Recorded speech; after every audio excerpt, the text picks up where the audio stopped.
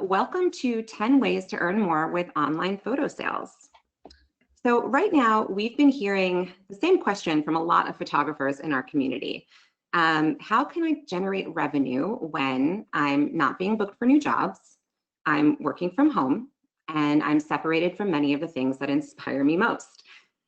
We have been seeing lots of lists popping up out there with tips and ideas for how to make money during this time, and we really wanted to focus on one of those ways today. So we are so glad you asked.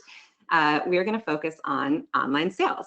If online sales weren't already a key part of your revenue strategy, they're a really great way to earn some extra income now. And this is a topic that's really near and dear to us at PhotoShelter. We've been helping photographers set up to sell online since 2005. And so we put together 10 ways you can start earning from home now, utilizing your archive and the work you already have. Or the work that you shoot while you're at home. We did just release a guide last week, 22 photo projects you can do inside your home. So if you're looking for a little creative inspiration on how to keep shooting right now, definitely check that out. And we will link to that in our follow-up blog post where we post this recording as well. Many of the things we're going to talk about today, I also wanted to mention, are things that you can do with PhotoShelter. So we will be talking a bit about how to apply some of these things with our tools specifically, but about halfway through, as I mentioned earlier, for those of you who might not have been here yet, Sarah from our tech support team is going to actually show you how to do some of this stuff inside PhotoShelter. But we have done our best to keep these tips pretty broad so that photographers in all sorts of different situations can utilize them. So let's go ahead and jump in. Number one, offer prints and products. Hopefully a lot of people are already, set up to sell prints, but we definitely thought this was key to mention. Every photographer has work that's timeless. So what are some of your favorite shots that people in your network might want to hang on their wall? Selling prints and products allows you to present your work in a new way that your customers will love. You can consider offering framed and unframed print options, and also don't forget about canvas. Plus products like magnets, coffee mugs, or puzzles are a great way to earn a little extra with a sale. So people are shopping online right now. I don't think that should come as any surprise. And wall art and things that people can use to decorate their homes are really important. And prints and products are just a really nice way to set up for some extra income. But think about this beyond just the different size ranges, as we're mentioning here. Think about different paper types and canvases, gallery wraps, things like that. There are a lot of different ways your buyers might want to use what they're purchasing from you. So get creative and make sure that you're including products in your offering as well. We have been noticing some people, we mentioned puzzles here because puzzling is a huge thing right now while everybody's stuck at home, and we've been noticing some people setting up to sell their work as puzzles. So that's a really nice example. And of course, believe that you can do it. This should really apply to all of these tips today, but here's a nice example from Andrew Rowe. This is his PhotoShelter website where he is set up to sell prints, both in regular paper types and also metallic prints, which are pretty cool. And here in the shopping cart, you can see that he is also allowing for people to be able to set their specific crop preferences, so people are getting the exact finished product that they're after. And I also wanted to mention that with PhotoShelter, you can set things up for prints and products to either be, totally automated and kind of hands-free through one of our integrated print vendors, or you can set things up so that you're self-fulfilling. So you do have options. You can even kind of do a mix of the two. Number two, sell digital downloads. So we just talked about prints, but I think the reality is that there are a lot of print labs that are temporarily closing right now due to the situation. I did want to mention of our 5 integrated vendors, 2 do remain open. 2 of our labs are still open so that you can still continue to sell prints and products, but you can always sell digital downloads too. And this should really be a key part of your sales strategy. With digital downloads, you're offering your clients the opportunity to print later or to share on social media with friends and family now. Basically, selling downloads gives your clients options. And here's a quote from Grover, our co-founder and GM. People will even pay more for a download because they see value in having a digital file. So give them what they want, a lower resolution file for one price and a higher resolution file for a much larger price. Many photographers might be afraid of doing this, but selling downloads can give you a competitive advantage.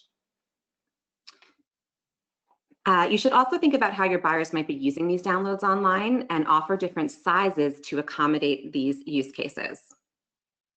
So here are some of the size requirements for some of the more popular social platforms. We will post this on the blog later, so no need to take notes or anything now. But this is a really good thing to keep in mind. Here's an example of Ian Milam's site where he's offering downloads. If you're a PhotoShelter member, we call these personal use downloads inside the product, so you might be familiar with that term. But you can see here that he's offering from a small 500 pixel version for one price all the way up to original size for a larger price. And I would say too, it's a good idea if you're a photographer, especially if you do something like family portraiture or session-based work and you deliver galleries for online sales with expirations on those galleries, so you're only giving your clients a certain amount of time to make their purchases, to reach back out to some of those clients now and open these galleries back up for them and give them more time to think about what they might want to purchase now. And if you gave them print options before, think about offering download options now. And you can also think about creating a package of the two. We will talk about packages a little bit later. One other thing I wanted to mention here is that if you're not sure what sizes, if your clients might not be sure what sizes they need, you can educate them by creating a custom page and let them know what sizes are applicable to the different platforms and how they might be using these images to help make their buying decision a little bit easier. And we will talk about custom pages a little bit later as well. So number 3, license your work, rights managed or royalty free. So let's talk stock for a moment. Now is a fantastic time to go through your archive and see what might be a good candidate for stock photography. You can look through your past professional shoots and consider some of your personal work too. So there are 2 different ways that you can set up to license your images. The first is rights managed. With rights managed, you are allowing your buyer to use the photo only within the terms specified by the license. So here they have to very specifically choose their usage terms, how they're going to use the image, where they're going to use the image, how many times, and that's the only way they're allowed to use this license. If they want to use it again or in another way, they have to come back and relicense it from you. And here is what a buyer might see when licensing an image rights managed from a photographer using PhotoShelter. This is a rights managed pricing calculator powered by PhotoQuote that we have built into the system. And you can see here with these drop downs, the buyer is selecting where they want to use the image, their usage terms, how they're going to use it, how often they're going to use it, and a price will generate for them on the spot. So this is great so that you don't have to actually know all the rates for all the possible use cases out there. This will help you keep things pretty automated so that your buyer can just choose the terms and the price will be quoted for them automatically. With royalty free, it's a little bit different. Your buyer is purchasing the image at a specific size or licensing the image at a specific size for a specific price, and they can then use that image any way they like for life. And here on James Ransom's site, you can see a royalty-free license. This was added to the shopping cart for a specific size at 4,000 pixels for a specific price. No usage terms are indicated here. So rights managed or royalty-free, which is right for you? How do you choose? Keep in mind that rights managed photos may not sell as frequently, but they have the potential to bring in a much higher licensing fee when they do. On the flip side, with royalty free, it's all about higher volume. So you may see more licensing sales this way, but usually you won't be making as much per license, especially for some of the, the lower sizes. And Sarah, I know that when we were discussing this earlier, you had some comments about licensing as well. Yeah, I mean, it can often be, a little difficult to determine whether or not you're looking for a rights managed license or a royalty-free license. A good rule of thumb is to negotiate with your client, talk to your client, find out their usage terms, their use case, and you can make a decision based off of that. Of course, if anyone has any questions about licensing or you just have questions in general, always reach out to our support team and we're happy to steer you in the right direction. Great. Okay, number 4, and now we're coming back to custom packages. So does everyone remember this, whether you were in this situation yourself, or maybe you were the photographer shooting this after you had your photo taken, you would get a package delivery with a certain number of, prints at a certain number of sizes. This is what we mean by packages, of course. Image packages allow you to offer bulk discounts while also providing you with more control over who gets what. So here is an example of a photographer set up to sell packages with PhotoShelter. Here he is adding in just like a certain number of downloads for one specific price. But you might also, I think we'll talk about this in a minute, want to think about combining prints and downloads in the same package. Here, so what you might want to do is say you have a gallery of like 50 images, but the package contains 10. You might allow your buyer to select which 10 images they want for that package. So that's what this is indicating here. They're sort of dragging and dropping the images they want included in the package into the package selection. It should also be noted that offering a lower number of options for buyers will likely help them decide what to buy. You really want to try to take some of the decision-making out of it for your buyers. If they come to your site and they see like 50 different print sizes and products and downloads, all with individual prices, it's much harder for them to pull the trigger. So combining a specific print sizes and downloads into one package for them can really help take the guesswork out of it. And you as the photographer really do know best about which images would look the best at which different print sizes and on which products. So make sure that you're positioning yourself as the authority on that for your buyer, and be thoughtful about which options you're giving based on the specific images and galleries that you're pricing for sale. Yeah, Rach, do you mind if I jump in here and just add a little tip? So in PhotoShelter, if you are looking to sell image packages, just keep in mind that you can only apply those packages to one gallery at a time. So if you are someone who works a lot with client galleries, say you're taking photographs of boat tours or family outings or something like that, it's best practice to keep your galleries set to that one client so that the image package is just in that one gallery, and your client is only able to add images to that packages of themselves and not of other people that may have been on the boat tour. Got it, good tip. Okay, number 5, make it feel exclusive. So I think we just talked about a few of the different ways you can set up to sell, and now we'll talk about some tactics you can take. So limited edition art can really amplify demand, which leads to higher prices. So think about creating a few limited edition or special edition prints or products and price these higher. So here's a nice example with Jeremy Horner. He's actually taken all of the images that he wants to offer as limited editions and placed them in one gallery and titled that gallery very specifically so people know that he has limited edition archival prints for sale. And this is another situation where you as the photographer know your work the best, and so that you can make specific decisions on which images you want to offer this way. Maybe not every single image, will warrant a limited edition, but you will know your work best, and you'll know, which images would potentially do the best this way. And if you match the right image with the right audience, you will be sitting on a revenue opportunity. So this is definitely a situation where you want to think about how you'll be marketing these and create a little sense of urgency around things. And one option is to consider, reaching back out to existing clients to say that you're offering limited editions just for them. And really anything that you can do to make your clients feel like you're giving them some special treatment can really go a long way. And Sarah, I know when we were talking about this earlier, you had mentioned using social media as a tactic for marketing these. We will talk about social a little bit later, but is there anything you wanted to add here? Yeah, totally. I mean, this can be a real challenge, and it's a strategy that you're going to be preening for the rest of the time that you're a photographer. The industry changes, so your audience is going to be changing, maybe your style changes. I think social media platforms are a great way to hone in on that audience, target the audience. Things like doing research, looking at other photographers in your area, how they're marketing their work, who they're marketing their work to, and then also focusing on your SEO, things like creating a Google business account so that your contact info is really top of mind all the time. I think that's really helpful in just getting on the right path to find your audience and make sure you're providing and getting those revenue opportunities for yourself. That's great. And we'll be hitting on a couple of those points later on as well. So that was a really good preface to that. So number 6, make discounts and promos work for you. It's hard to beat a sale or a coupon, even in this economy. Coupons are also a great reason to communicate with existing clients and get on the radars of potential new customers. So what happens now? How can you use discounts and promos? So we have a couple of examples here.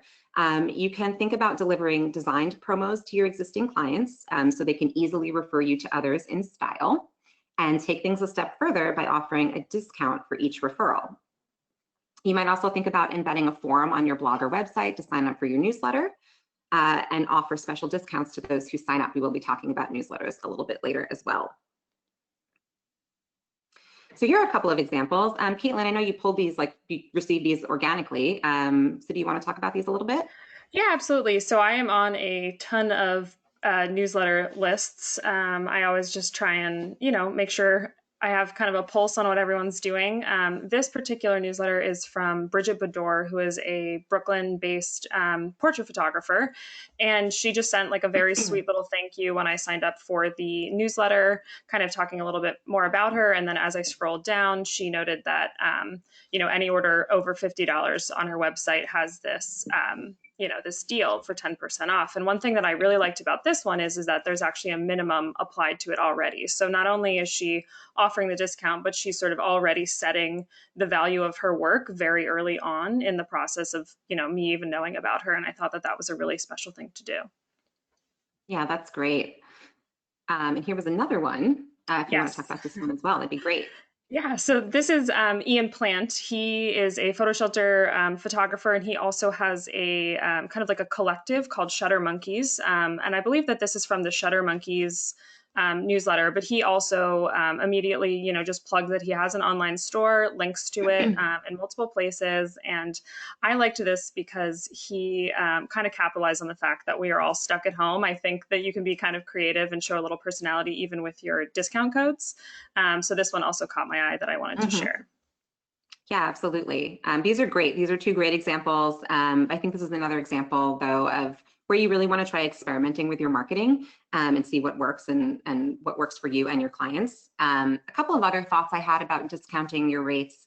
The discounts don't always have to be huge to work. You just have to know your business and know the numbers, and you can craft something really smart that works for you. Something that's well thought out and intentional and based on your unique business case is always going to work better for you than like a super deep discount you throw together because you're more concerned about saving the client money. The fact of the matter is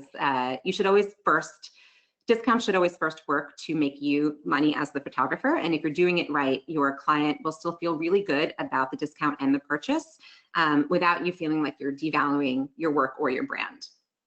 Sarah, I know you mentioned too that you've been noticing some photographers setting up to sell gift cards with PhotoShelter. Is that right? Yeah, I did see someone recently who uploaded a really cool graphic that they made. They created a pricing profile that essentially would give a customer credit and then apply that pricing profile to the gift card that they'd uploaded. And then they were sending out those gift cards to repeat clients that they wanted to get back, seniors who wanted their headshots taken but can't have that happen anymore, just to make sure that you're securing that business for later, because I think ultimately once we're all out of this, people are going to want their pictures taken. Mom and dad are going to want something on the fridge. So just something to keep in mind. Yeah, absolutely.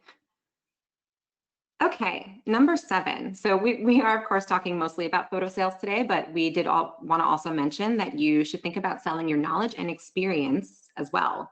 So here's a really nice example with Amanda Lucidon's site. She has added a link right into her navigation for her Creative Live online course, which takes you right to her Creative Live, where she's offering a course on documentary photography, creating a life in storytelling. So that's a really great example of a way that you can think about selling your knowledge and experience. I'm also going to pull out of the presentation just for a moment right now to show you another example where I wanted to be able to scroll through this one. This is Michael Bednar's site. Can everybody see this, hopefully? This is a custom page that he's created on his PhotoShelter site for his Getting Started in Photography workshop. And we really liked this example because we thought he's done a really nice job of including or combining both text and imagery here. So everything you would need to know about this workshop, exactly what you're going to get out of it, pricing, and how to contact him to learn more about it. Yeah, this is a really great example of a custom page done very well. Yes, absolutely. Now, do you have a unique skill set or experience? You probably have a lot more to offer than you realize. As a photographer, you're an expert in visual storytelling. You're probably an expert in how to shoot in your specific photography genre. You might have a lot of tips and advice to share on gear or on developing your personal brand, metadata best practices, even just sharing tips and advice on what's worked well for you and your business in the past can be super beneficial to others. Maybe you shoot food photography and you have a lot of knowledge and experience with food styling. Or maybe you shoot family portraits and you have a lot of knowledge around how to make your clients feel natural and comfortable in front of the camera. Really take the time to think about how you can sell that knowledge and experience. So to get started, one thing you can think about doing is creating a YouTube or Vimeo channel and offering subscriptions. And once you start building a following, you can start charging for advertising space and become an affiliate as well. Or we've been seeing a lot of people using Patreon lately. You can use this platform to offer your knowledge and experience to your audience in exchange for a monthly subscription. So that's another thing to think about too. Yeah, Rach, and I wanted to talk just a teeny bit about Patreon really quickly. So that is sort of like a newer option. I think that everybody has really maybe explored YouTube or Vimeo at one point or another, but Patreon is something really that came into sort of my world with podcasts specifically. But it's really cool. I was looking at kind of how photographers are using it, and there's a lot of ways that you can use like behind the scenes. You can really kind of capitalize on that exclusivity feeling of saying, you know, people can get content like ahead of time, ahead of when you're going to be posting on your website or on social. And then there's some, you know, you can really kind of go up in tiers and sort of the packages that you offer. And some of the like elite packages offer even things like, you know, like on-screen chatting or editing help or anything like that. So I think that there's a lot of different ways that you can go that route. And it's definitely worthwhile, I think, to explore that if that's something that might be of interest, you know, to a particular photographer. Yeah, absolutely. And we do have a good example here, actually, of somebody who's really doing well utilizing their knowledge and services or selling their knowledge and services on YouTube. This is Joni Simon's YouTube channel, The Bite Shot. Yeah, Caitlin, do you want to talk about this too? That'd be great. Yeah, definitely. So Joni is a food photographer, obviously. I cannot look at her page when hungry. It's not a good idea for me.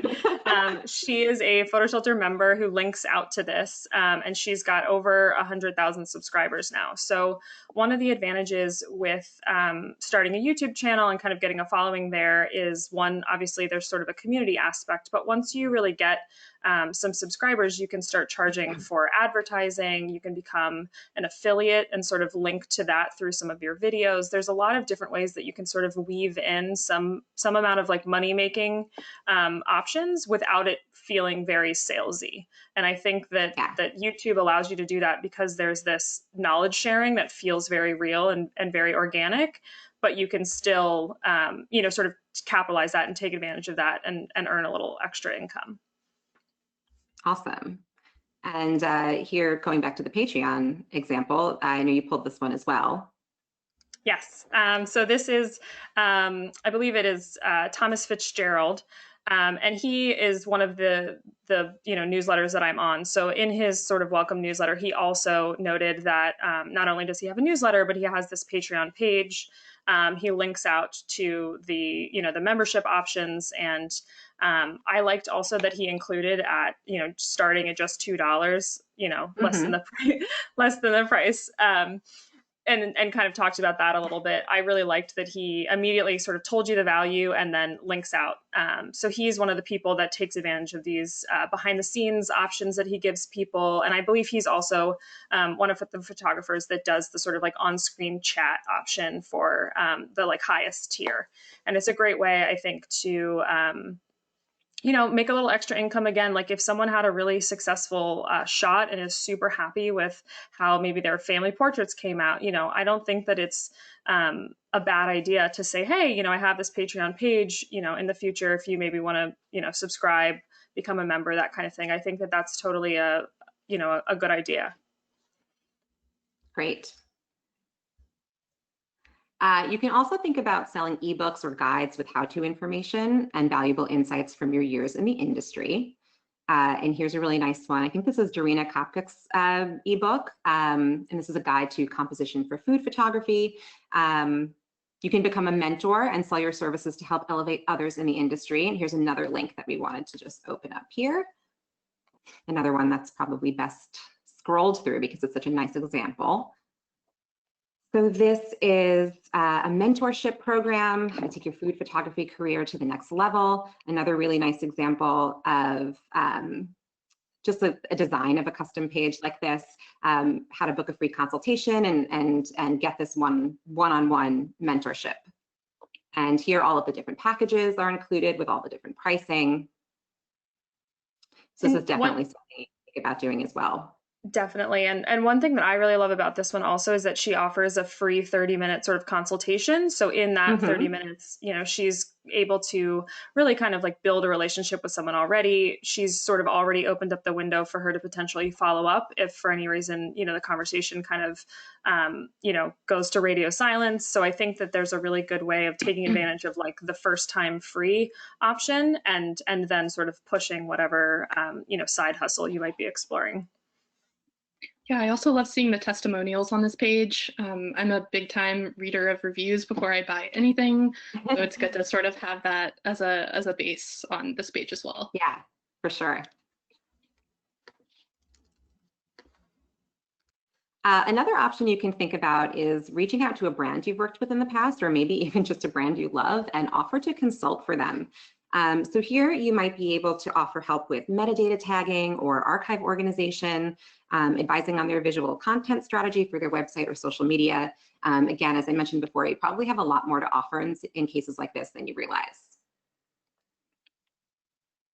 Okay, number 8, work on your search engine optimization. I don't think we could talk about selling online without also mentioning SEO.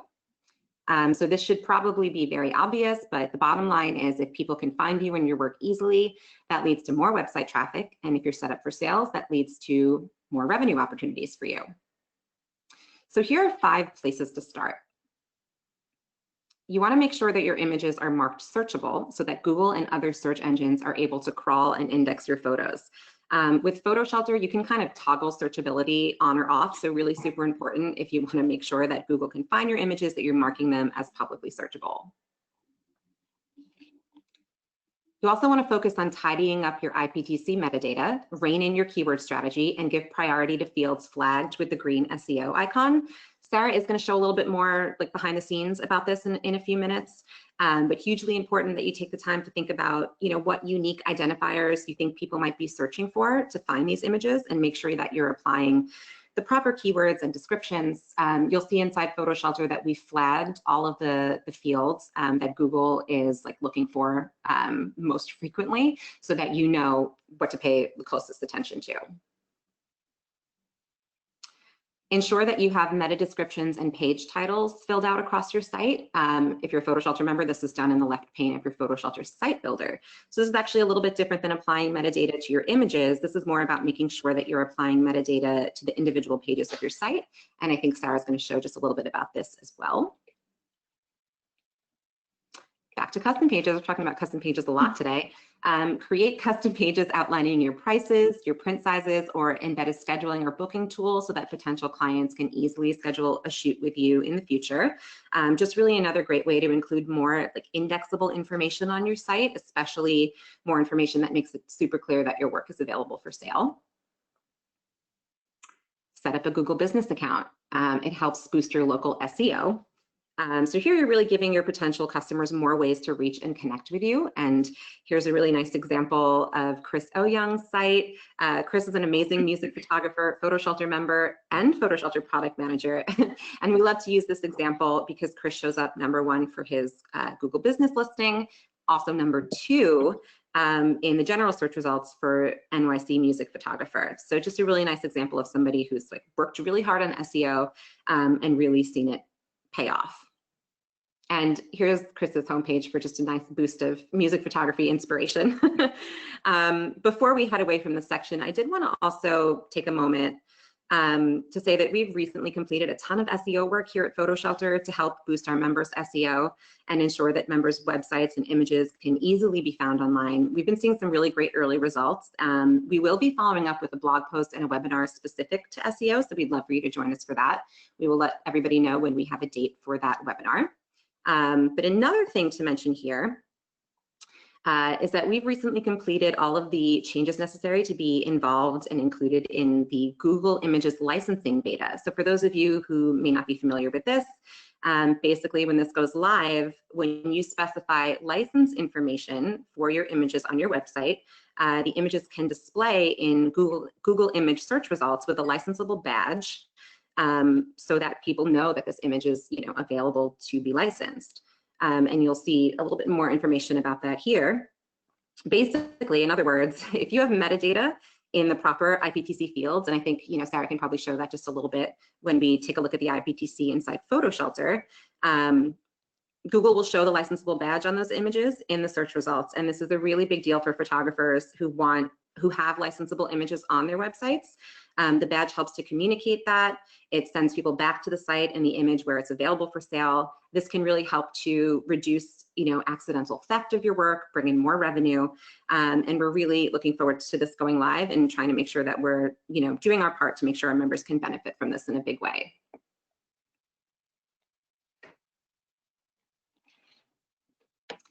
Okay, number 9, make it easy for buyers to buy. So here is where we talk a little bit more about how to make sure that your website is set up to be, sales forward. So custom pages, one more time. Talk more about your pricing and services on a custom page. Here's a nice example from Christina Peters, where she's embedded an estimate request form and included all sorts of different pricing information here. Just a really great way to talk more about your pricing and provide more SEO indexable information for your site, as we mentioned earlier. You want to use creative language in your navigation menu to make it extra clear your work is available for sale. Here on Lola's site, she's included a shop link in her navigation, which actually just links back to her full list of galleries. So that was kind of a creative way to do this. You can get to her galleries by clicking all galleries, but you can also click shop, and that's a really nice way for people to know that those images are available for sale. You can think about getting really specific with your gallery titles and names. In this example on Matt's site, you can see that all of the galleries where he has images available for stock sales, he's actually written stock in the gallery title. So again, just making it extra clear to people that these images are available for stock licensing. You want to make sure your contact info is easy to find and in multiple places. Buyers may have questions. They maybe want to negotiate with you on a license. It's really important that they can easily contact you without issue. So here on Rob's site, this is his contact page, and next to the form that a buyer can use to contact you, he's also just straight up given his location, his phone number, his email address, and you'll notice that it's also in the footer. So that shows up on every page of his site. So again, just making sure that people can get to you as quickly and easily as possible. And you should also be responding super quick as well, which maybe goes without saying, but being really responsive and following back up with people as fast as possible does go a long way. On Julia's site here, you'll see that she added her email address and phone number on her about page, but also up on the right side of her navigation, which again means that it's going to show up on every page of her site. And I like these two examples a lot because they did both include their phone numbers, not just the email. Clients who are on a tight deadline might rather just pick up the phone rather than having to email back and forth with you. So really good idea to make sure that they have multiple ways to get in touch. And one thing I'll say about phone numbers also, I know that some people aren't necessarily super comfortable giving out their personal phone number. So one idea is to just consider getting like a Google Voice number or something like that, where, it'll essentially forward everything to your, your personal phone, but you don't have to, have those same concerns of someone potentially, texting or calling your personal phone. So, you really definitely don't need 2 cell phones.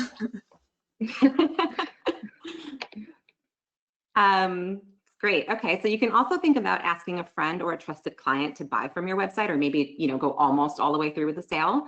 Ask them what could be better, easier, more clear, and make adjustments. So it's really important that with your website, you are able to make adjustments as needed on the fly. It's crucial that your website provider give you that freedom. That is something that you can do with PhotoShelter, but it's just so that you can learn from this sort of thing, learn from these exercises, learn from your Google Analytics, and make changes and adjustments when you need to. In marketing, it's really all about testing and learning and testing again and seeing what works and what doesn't work, and making changes to accommodate those learnings. So this is just a great practice to adapt for your website as well. And this is what you might ask your friend after they've tried to go through the sale. Just trying to keep it light today. You also want to make sure your buyers can buy from any device. So here is the predicted growth of mobile commerce from 2017 to 2021. Another quick stat, by 2021, mobile is predicted to dominate online sales, driving 54% of all sales online. So this, of course, is across industries, but the fact remains that people are buying on mobile devices. So not only does your website, just in general, like your portfolio, not only does that need to be mobile friendly, but the shopping cart and checkout experience does as well. At PhotoShelter, we have recently made a host of improvements and optimizations for mobile checkout to make sure that this process is as smooth as possible, that the shopping cart is responsive and shows up perfectly on all devices. So number 10, be creative and stay positive. So we're going to talk a little bit about marketing stuff now. So be brave in your marketing and try new things. See what works best for you and your clients. Yes, you want to get rid of all the negativity, the drama, the stress. We want to keep everything super positive here. So one thing you can think about doing is tapping into your network. Reach out to your contacts, find out what their needs are, and get smart about how you speak to your audience. Now's a really good time to talk to people, learn from them, and really have this guide your marketing efforts moving forward. So if you're reaching back out to past clients or your peers in the industry, listen to what they're saying and really try to use that to guide your efforts. Of course, you want to promote yourself more on your social media channels. We did mention this earlier, but should definitely be mentioned again. Here's a nice example. Ken Bowman Photography, just promoting the fact that he's having a sale for his photos on Instagram. We've actually also been noticing that LinkedIn has been a nice viable social platform for photo sales promotion lately. You can see these two examples here from Lola. If you don't already have a LinkedIn for your business, it's a really nice time now to think about something to start up and spend a little time with. I would also mention in terms of social media to start paying, if you're not already, you should be, but if you're not already, now's a nice time to start paying really close attention to where you're getting the most traction, like which social channels are you seeing the most engagement from, and really honing in on those channels right now. So if you're seeing the most engagement on Facebook, for instance, what is it about that content that you're posting there that's resonating, and how is that audience different from audiences you might be connecting with on other social channels? Really try to learn from that as much as you can, and focus all your efforts on the channels where you're seeing the most traction now. And just kind of seconding that, one really great way that someone recently did that with me is a lot of the time on Instagram, I'll share another photographer's work on my stories, just kind of to boost their visibility. And I've noticed that a lot of photographers recently have actually been following up with me, either thanking me, asking where I'm from, that kind of thing, just kind of starting a conversation, even in, just the DMs of my Instagram. And I think that that's a really great way to kind of make that first connection. It feels very personal when someone sort of notices what you're doing on social media, because I feel like we're all kind of doing our own thing a lot of the time. So, if Instagram is where you're seeing a lot of traction, I definitely encourage you to kind of take advantage of those direct messages and make people, feel kind of those warm and fuzzies. It might, kind of open up the conversation for a print or a puzzle or something like that. Yeah, that's a really great tip. And speaking of Instagram, you should also be using hashtags, geotags, and account tags to help buyers find your work. You can see in this example here, all three of those being utilized really well. We had also put out a guide on the photographer's guide to Instagram hashtags. So if you're interested in learning a little bit more about how to utilize this stuff on Instagram specifically, you can definitely check that out. And of course, we will link to that in our follow-up blog post with this webinar recording as well. Weave photo sales into your next blog post or newsletter. We have talked about this a little bit already. Newsletters are a really great reason or excuse to frequently communicate with clients, and just a really easy win, an easy way to let people know what you've got going on. And here's a nice example. I think Caitlin, you pulled this one as well, right? Yeah, I did. That's from the same newsletter that the Patreon example was from. So he kind of just laid it all out there in his welcome newsletter, and I think he really was doing a great job. So he's in a lot of our examples today. Awesome. You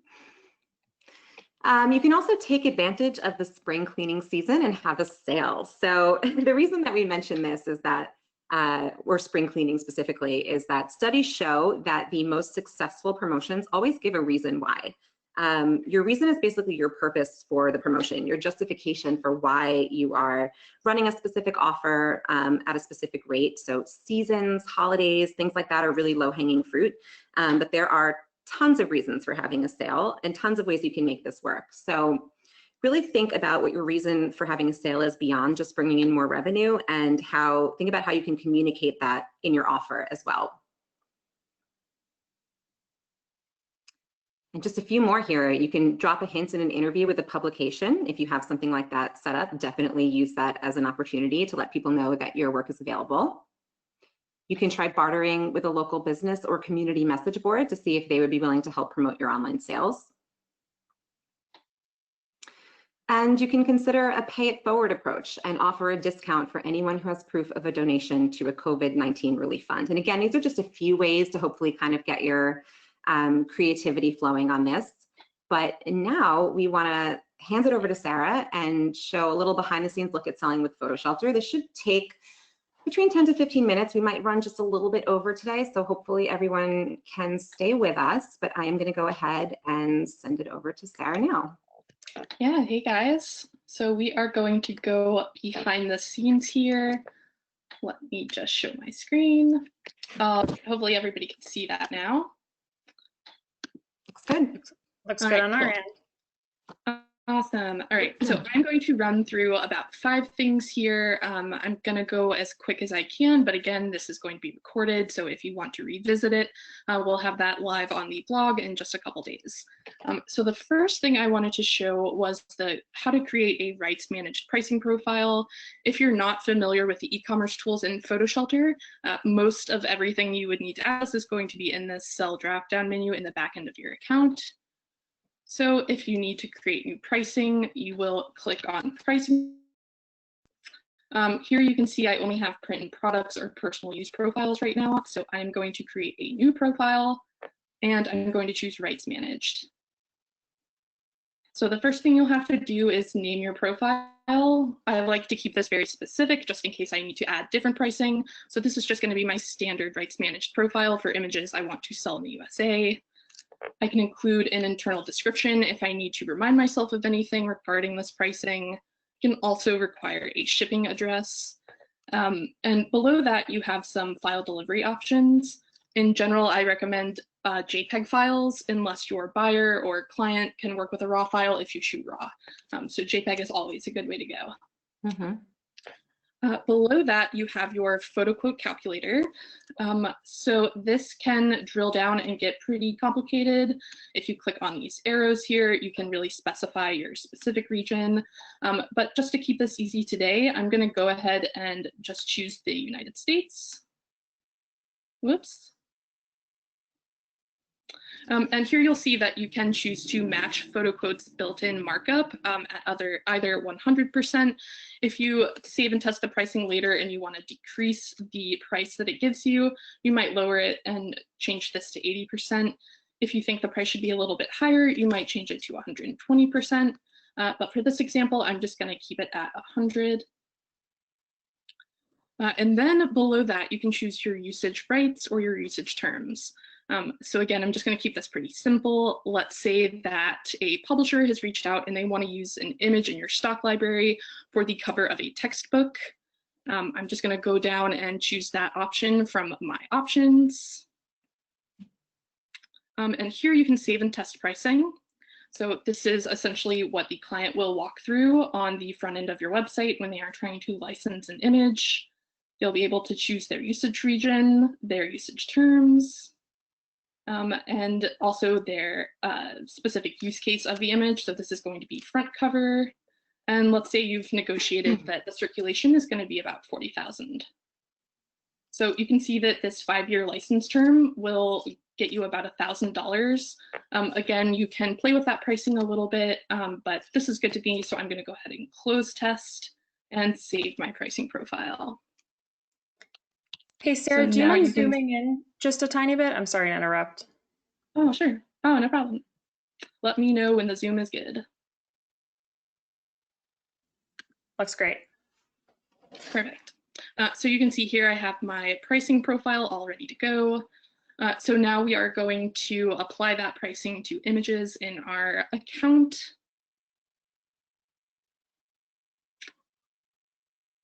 Let's say this St. Louis Botanical Gardens gallery is the gallery that I am looking to price. Caitlin, I'm just going to zoom out again because my browser is doing a weird thing with the formatting. Hope that's okay. No worries. All right. So when you apply pricing, you can either apply pricing on an individual image basis, or you can apply pricing in bulk. I'm going to go ahead and price this entire gallery just to give everybody an idea of batch actions. So in order to do that, you just need to select all of the images in your gallery, and you can use this handy actions drop-down menu to price your images. If I had any pricing here before, it would show, but I haven't priced these images just yet. So I'm going to come down here to my rights managed and royalty-free options and choose my standard pricing profile that I just created. And I'm going to submit that pricing. So now you can see that these are priced because of the green $sign that's going to display at the bottom of the image thumbnail. And we did mention making sure that your images are marked searchable. So I'm going to go ahead and show you how to do that too. Again, I'm just going to be using batch actions. So I'm going to select all. And then using this actions drop-down menu, I'm going to choose make these images searchable. So yes, I would like all of these images to show up in public searches, and I'm going to hit submit. Now you can see these are searchable because of the magnifying glass icon that is right on the corner of the image thumbnail. All right, and I'm going to zoom out just one more time, just so I can show you guys the IPTC metadata areas. All right, so we did mention that the Google image licensing is going to pull from certain fields in the metadata. We've marked those areas in our metadata left or right pane area. So if you come in here and edit the metadata for a single image, you can see that we have SEO tags next to these prioritized fields. And if you scroll down, you will see the areas that we've newly marked as SEO priority fields. That is the contact URL and also the web statement URL. So what should be put in here is the contact or the link to the contact page on your site. So I've already got that open on my desktop. So I'm just going to copy the URL to the contact page and toss it right in here. And below the web statement URL, this can either be a link to the PhotoShelter specific licensing agreement, or you can link out to supplemental licensing that you may have uploaded. I've got our licensing agreement pulled up right here. If anyone wants to read through it, you can access it by going to photoshelter.com/support/license. And again, I'm just going to copy that URL and paste it right here in the field. And I'm going to save that right at the top by clicking on the green check mark. All right. So there are also some areas in the site builder that you're going to want to focus on. And to get there, we're going to click on website. And we're going to head into the site builder.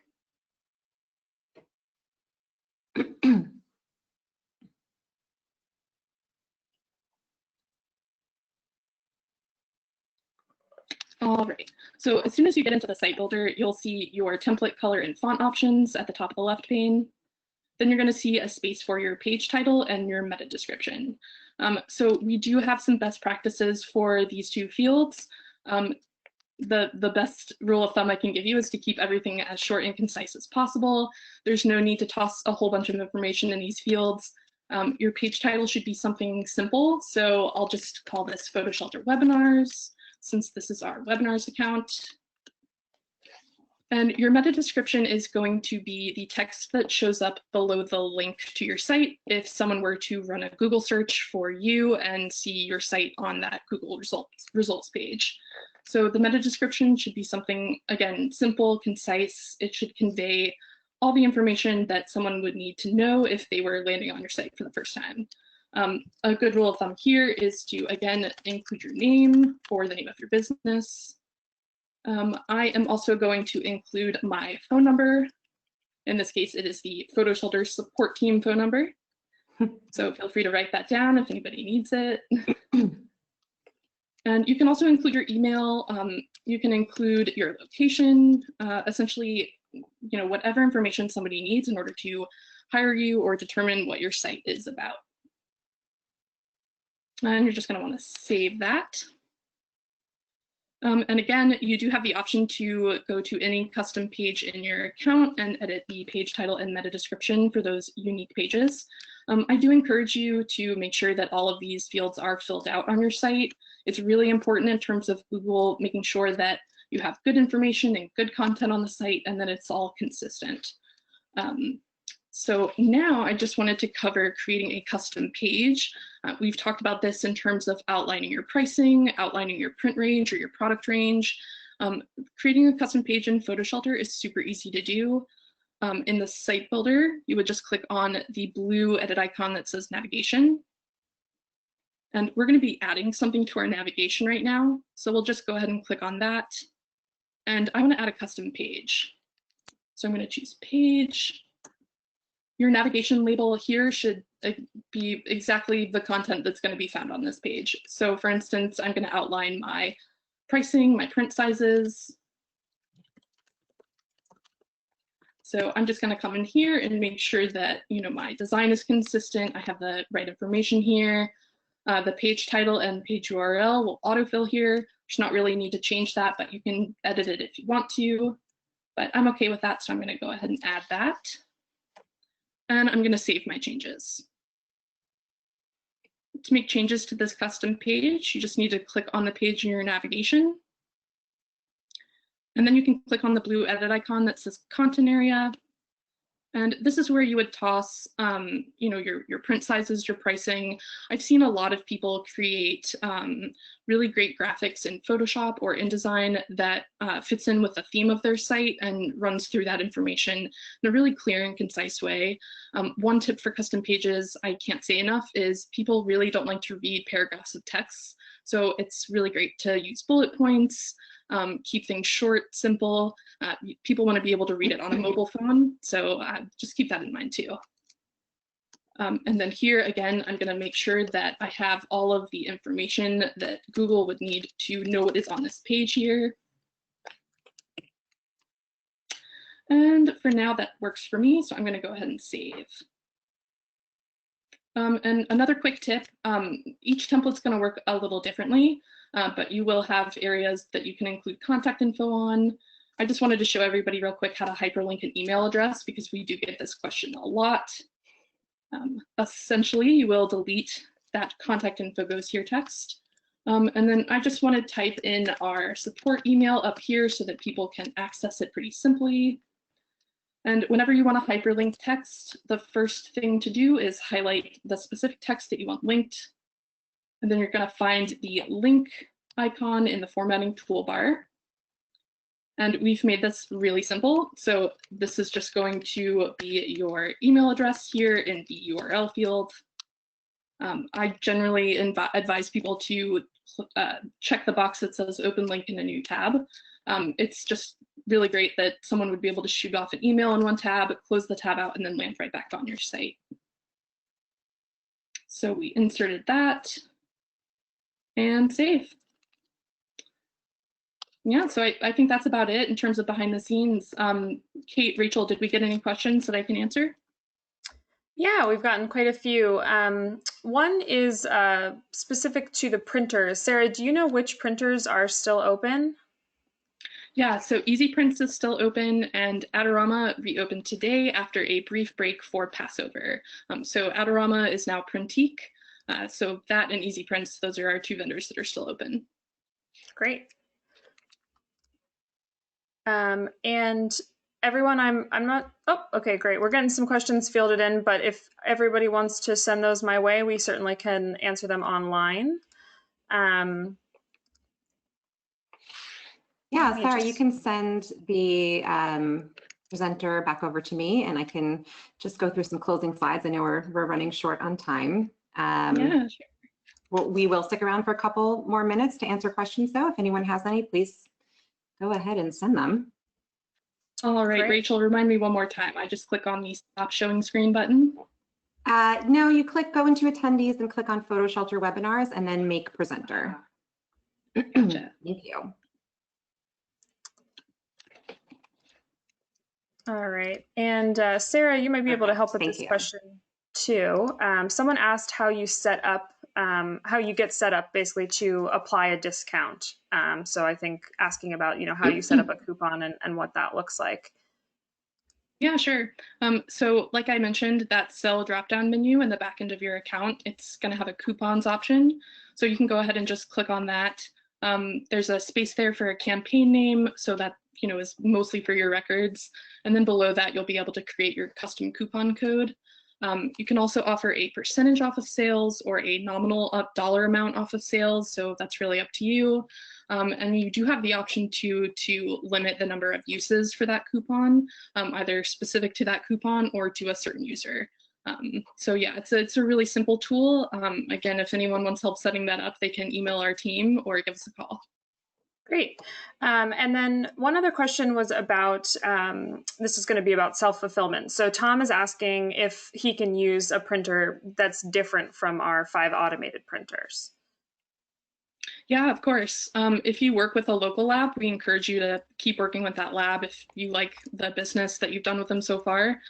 We also have a print vendor network that's set up with a lot of local labs that are international, based in the US, pretty much everywhere. So you can definitely look through that and see if there's a local lab in your area you might want to work with. And if you have the setup in your own studio to print yourself, that's also an option with self-fulfillment. Great. Yeah, and I think probably just because we're tight on time, Rachel, I don't know if you wanted to finish up and just so everyone knows. Good.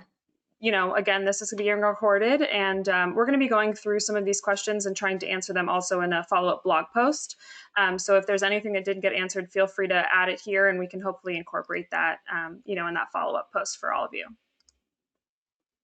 Great. I just want to thank everyone for joining us today and sticking with us while we run a couple minutes over time. Just a few extra things here. We did want to mention that we are hosting a webinar with Joe McNally next Friday, same time at noon. Caitlin will be hosting that webinar along with Jeremy from our team. So Kate, I'll let you talk a little bit about that. Yeah, so this is, I'm really excited about this particular webinar. It is sort of an Earth Day theme, since next week is Earth Day. So I think that will be kind of a nice break for everyone to see some really beautiful images next week. But Joe's going to be joining us to talk about this project that he worked on called Watching the Earth Melt Away. And it's about his kind of documentation of this one scientist who has been documenting this one island in Alaska for 45 years. So he has sort of been tracking a lot of the environmental, kind of decline of this particular island. It's super, super interesting. Obviously, I think anyone who's in photography can really relate to a personal project. And this one is sort of Joe's personal project about a scientist's personal project. His name is George Devoki, I believe. And it was actually featured, the story was featured a little while ago as the cover of a New York Times magazine. I don't recall the exact edition. Sorry, we'll certainly cover that next week. But I think it will be a really great discussion, and I hope everybody will join us same time next week. Thank you so much. Yeah, I'm really excited about this one as well. Of course, everyone can follow us on social at PhotoShelter. Definitely, feel free if you have questions as well to tweet at us. We will always get back to you there. You could follow us on Twitter, Facebook, Instagram, and LinkedIn. And please, head over to our blog. We've got a lot of really great resources there, including a list of resources that we've been updating constantly on COVID-19 resources for photographers. Definitely worth checking out. We've been sharing that around social a lot, but definitely head over to the blog and you can take a look at that in a little bit more detail.